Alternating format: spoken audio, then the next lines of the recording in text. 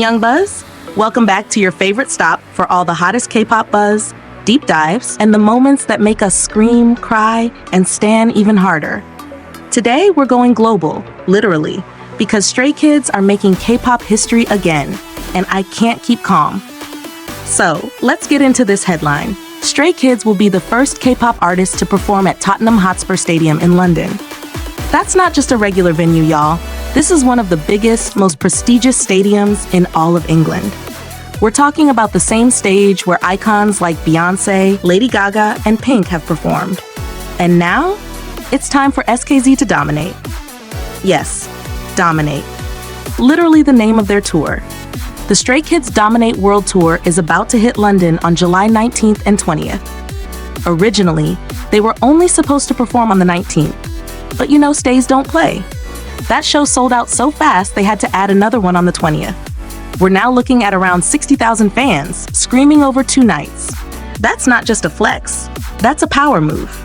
And the last time Stray Kids performed in London, it was back in 2019 at the O2 Brixton Academy, which seats about 5,000 people. So just think about it. Going from 5,000 to 60,000 is more than a 12-fold increase. That's the kind of growth that not many groups get to experience, especially outside of Korea. It says a lot about how big they've become, and honestly, it makes me so proud. Now let's pause for a second. I want to hear from you guys. Were you one of the lucky fans who got tickets? Or maybe you went to their Brixton show back in 2019. Tell me how it felt seeing their growth firsthand, because I imagine it must be overwhelming in the best way possible. Okay, back to the set list. This isn't going to be a watered-down or greatest hits concert. Oh no. Stray Kids are bringing the heat with songs that made it onto the UK official charts. That means bangers like Special, Maniac, Rock, and Chick Chick Boom will definitely make the stadium shake. You just know that when Chick Chick Boom hits with those explosive beats and choreo, the lasers, the pyros, the fire pillars, Tottenham Hotspur is going to feel more like a K-pop rave than a football stadium. And speaking of those effects, can we just take a moment to appreciate how far K-pop stages have come?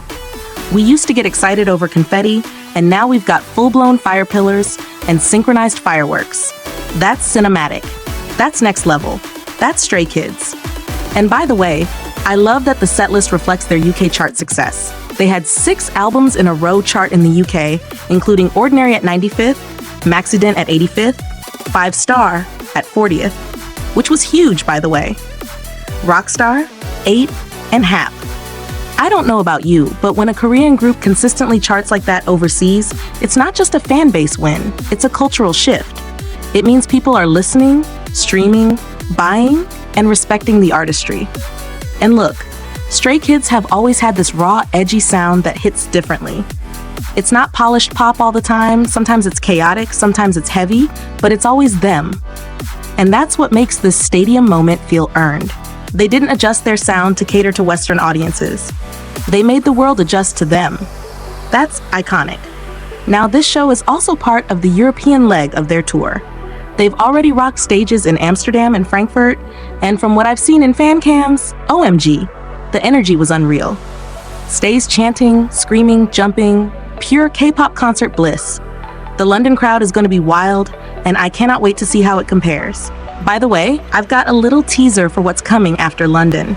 They'll be heading to Stadio Olimpico in Rome on July 30th. And guess what?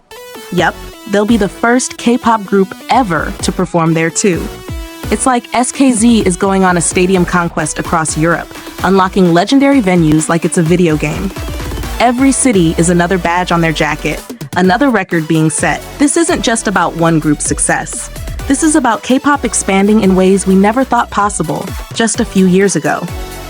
For Stray Kids to perform at a stadium that's been ruled by global legends like Beyoncé and Lady Gaga, that's huge. That's history in the making. And what I love even more is that they're not just following in those footsteps. They're carving out their own lane. Now let's talk about something deeper, the emotional side of this. Can you imagine being a Stray Kids fan since debut, and now seeing them headline massive stadiums overseas? I mean, they started with songs like District 9 and Elevator, songs that screamed rebellion, self-discovery, and raw youth. And now they're literally commanding fire, lasers, and an army of tens of thousands chanting their name. It's such a powerful moment not only for the members, but for the fans who've stuck with them through the ups and downs. The struggles, the member changes, the constant hustle, it all led to this. And if you've ever felt underestimated, if you've ever chased something people said was too big or too hard, then you already know why this moment hits different. Also, let's not forget that performing in these huge Western venues is still a barrier-breaking achievement for Asian artists. K-pop is no longer just a genre from Korea, it's global culture now. Stray Kids aren't just guests in these spaces, they're headliners. They're the event. Now here's a question I want to ask you guys. Why do you think Stray Kids are connecting so deeply with international fans right now? Is it their authenticity, their lyrics, the production, their chaotic but lovable personalities? Or maybe it's just the fact that they don't try to be perfect, they try to be real. Let me know in the comments because this is a discussion I really want to have with you. And honestly, the fact that they've maintained this level of momentum without diluting their identity is something that deserves more praise. From their lyricism to their live stages to how they interact with fans, they've kept that Stray Kids energy intact. And now we're watching the world catch up to it. Oh, and can we talk about the concept of this Dominate tour for a second? The name alone is such a statement. It's not explore or dream or connect. It's dominate. And they're living up to that with every city they hit. Like seriously, who's doing it like them right now? Let's also appreciate how they're integrating their discography into the set list to match the scale of the stadium. It's not just a performance, it's a full experience.